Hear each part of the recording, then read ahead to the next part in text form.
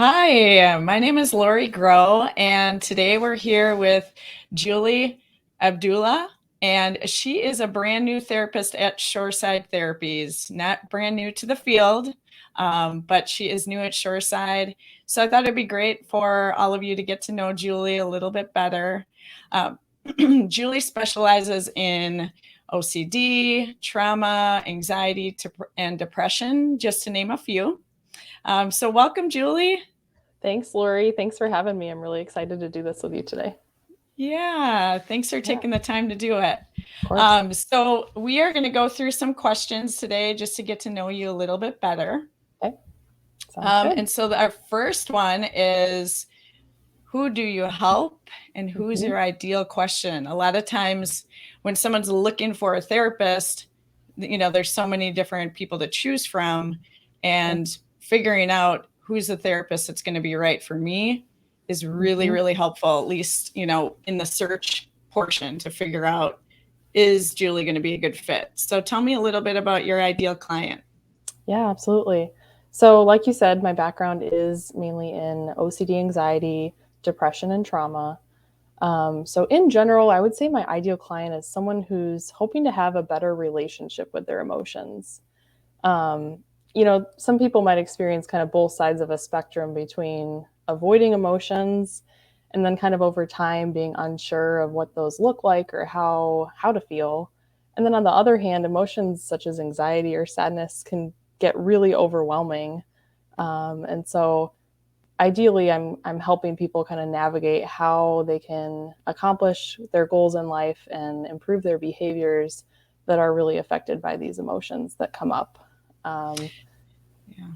yeah So somebody that may be struggling with some uh, deciphering and figuring out what they're feeling, um, how to navigate their life with some of the overwhelming feelings that they might have. yeah, absolutely. And we've seen such a rise in anxiety because of all the ways the pandemic has affected people right now.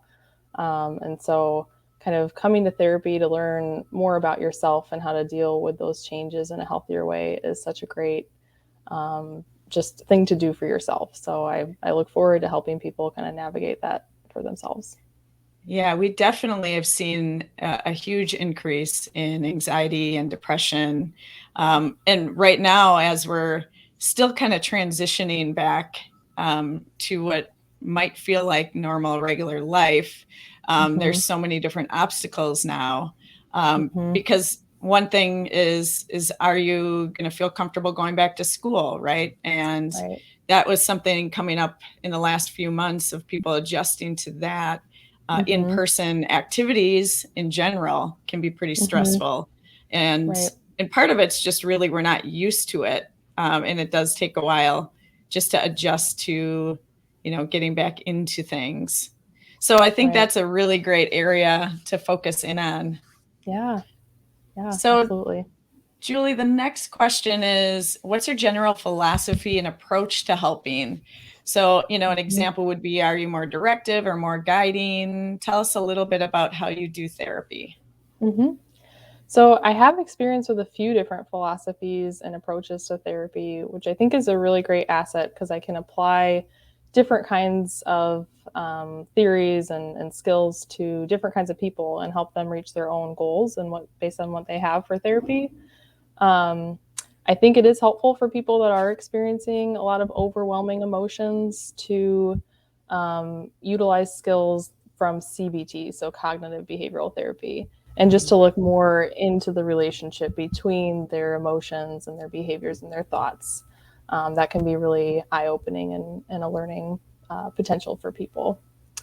So, Um, Julie, with the CBT, just for some mhm, listeners that might not know what that is, you Yeah. started to kind of talk a little bit about the unity between feelings, thoughts, and behaviors, but could you Mhm. speak about that just for a moment? Yeah. So for it, we call it the triangle in CBT. So it's a this relationship of thoughts, feelings, and behaviors that really all affect one another. And in order to kind of get a full picture of why it is what we're feeling, or why are we kind of having this habit that we really are trying to kick, it's helpful to Yeah. look at that full picture. And so CBT kind of creates this broad lens for your life of, how can we make change. Yeah, yeah. And I do like how CBT talks more about or focuses more about the thoughts and changing Hmm. what those look like, not to get Hmm. rid of them, not to Yeah. stop them necessarily, but can we challenge some of those thoughts? Can we shift them or reframe them? So I do think Hmm. CBT can be really, really, really helpful. Yeah, for sure. I also like to pull on DBT, so that stands Oh, for yeah. dialectical behavior therapy. That's really great for just a huge skill base of, practicing mindfulness can be really important for people. Maybe skills around tolerating difficult emotions or distress. So I think that DBT skills are definitely incorporated for most people because those are really just helpful for challenges that we all face in life. Yeah. Yeah, I do Mhm. find that DBT works really well as well. So, Yeah. is it true that CBT and DBT are somewhat related? Yeah. They are. I would say both theories are looking at that relationship between thoughts, behaviors, and emotions. DBT, again, like, is really skills based, so Mm. they merge really well together. You're doing the mindfulness or the breathing, different skills in DBT, and then you're also kind of challenging those thoughts that we see in CBT. So that merge can be really helpful for people. Yeah, and so I think that could be really great for individuals looking for developing some better coping skills, right? That somebody wants to Yes. come in and learn specific concrete techniques. I mean, Hmm. everybody knows in therapy, it's not just this straight line into doing better, doing better, doing better. But I do think a Hmm. lot of people relate better to concrete information and building Sure. skills and practicing those skills. Absolutely. Yeah, having something tangible that they can take home with them and really practice in the moment when they need it is super Yeah. helpful. That is, that is. Yeah. So did I miss anything there, Julie? Was there Yeah. other things that we didn't get to? Well, I was going to add a little bit more as far as the directive or more guiding. Yes. I think it can be helpful to do both at times, and I'll explain. So, a lot of people really crave and need validation and just someone to listen to. And I think that's a great opportunity to come to therapy. There might also be times where a therapist like myself can push for change and help kind of implement those goals that you have in your life. And so, I can kind of mold based on the client's goals for therapy to be more directive or more guiding. So I like to do a mix of both based on what it is they're needing and how they're kind of responding to each of those strategies. I love that, Julie. I think that's Mhm. so important. It used to be where somebody just really chose one or the other, or it just really aligned more with their personality. If they're a more upfront, directive person, then that's how their therapy is. Mhm. Um, but what I think we start to figure out through the work is that some people need one or the other. Mhm. So it might be if somebody is more expressive and does talk more in session and is more open, that they actually might need more skills Yeah. versus helping to open up. You know, Right. there's two different um, type of people that come in to therapy. So I think that's Yeah. awesome to be able to figure out, okay, what does this person need? Do they need real Yeah. clear directive advice, or is that just what's Mhm. comfortable for them? Sure. Yeah. Yeah. Absolutely. That's something we can figure out together. Yeah, that's awesome. Hmm. All right. So, I would love to hear about your strengths as a therapist. Sure. Absolutely. So I think one of the main ones, like we're just talking about, is really being able to balance those two ideas of providing that listening ear while at the same time fostering change. And that really does get its basis in my DBT experience. So, kind of DBT, that dialectical approach of merging and blending two seemingly opposing ideas, but kind of finding the beauty and understanding you can get when you think flexibly in that way. So Right. that's what I really like to implement. I also do a lot of hands-on work. So this is really helpful for clients Oh, who experience OCD or anxiety. And through that, we do exposure therapy. So in session, it might look like practicing those exposures, those things that are challenging for them, so that people feel a little more capable in between sessions to challenge these things in real life. So I might like role play or really explain kind of what it is, what an exposure is, and how to challenge themselves. And that's through different ways too, like coping skills and practicing mindfulness together as well. Yeah, Julie, I think what you just shared is a lot of therapists kind of cringe at the role playing. Like most Okay. therapists are like, I don't want to do that, but Yeah. it can be so helpful Yeah. because it's right in the moment, practicing what that potential interaction might be, Mm-hmm. and helping them in real time, basically. Absolutely. So I love that. Yeah. Yeah. I always like to say, it's hard to expect ourselves to really rely on doing that work well, or practicing those coping skills well unless you've practiced it before. So being able to do it in session with me and kind of helping me to guide you through that, and then doing it on your own will just set you up for success. Right, right. And it just becomes easier with practice, Yeah. like anything. Yeah. Yeah, absolutely. Yeah, that's great. So, what I was hearing then is some of the strengths, what we talked about is using CBT, DBT, being flexible in the moment, Mm-hmm. recognizing what a client might be needing, and then also Mm-hmm. using techniques that maybe other therapists aren't using, like role playing. Yeah, Yeah, absolutely. awesome. I think one other strength that I bring to the therapy room is just being another human with my clients. So I love to share personal Mhm. experiences, how I challenge my own way of thinking, how I practice coping skills. I think it's super important to just feel less alone when you hear other people's stories, and it can be really rewarding to learn from one another. So I love to bring that when it's relevant to sessions with people.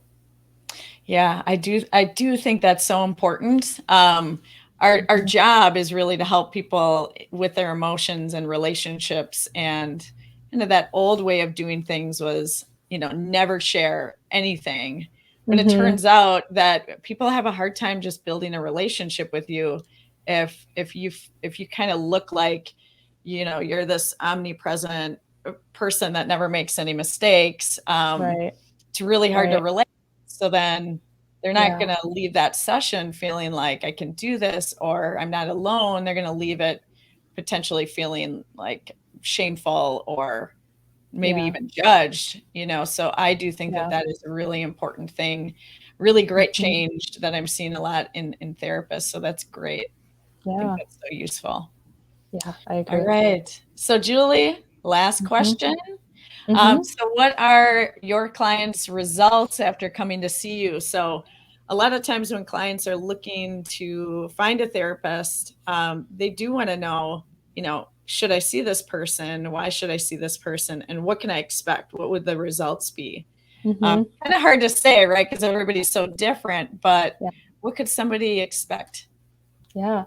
I love to get goals from people kind of right off the bat so that we can create a game plan for how to accomplish them. And even if they're coming without any specific goals, we can kind of figure out what it is that they're hoping to get out of therapy. But a lot of results, I think, can be measured kind of more short term and more long term. So, in the shorter term or more immediate, I like to do a lot of education around emotions, around ways to cope, kind of, around mindfulness as well, and how that can be used for being more in the present and slowing down. So I really like to kind of load up on the education on the front end Mhm. and make sure that they're really feeling competent in how to, again, help themselves between sessions as well. In the more long term, I find that that can really translate into such a level of confidence that wasn't there before, in Yeah. their ability to, do hard things and Yeah. tolerate things that they previously couldn't. And just being able to kind of almost be their own therapist after a while and be able to ask themselves the questions that I might ask, and work through the difficult moments right on their own in a really successful way. So that's the most rewarding part for me as a therapist, is to see those improvements. Right. Yeah. It's so powerful. And it's so, I mean, I was getting goosebumps as you were talking, just because when you see somebody start building their confidence in not just one area, but their life, because they can do, like you said, the hard things, less scared, to take on new risks or to do something that they might have never done years ago. I love when a client, comes back and says, I did X, Y, or Z, and I can't even believe it because a year ago I would not even think or dream about doing that. That's why I do what I do. I love that too. Yeah, that's awesome. All right. So Julie, if anyone wants to reach out to Julie, go to shoresideTherapies.com, and you can find her bio and more information. And this video recording will be there shortly. You can schedule right online, but you could also give Julie a call, and her information is all on our website. So I do want to thank you again, Julie. Yeah, of course. Thanks for having me, Lori. Yeah. Take care and talk soon. Okay. Sounds good. Bye. Bye.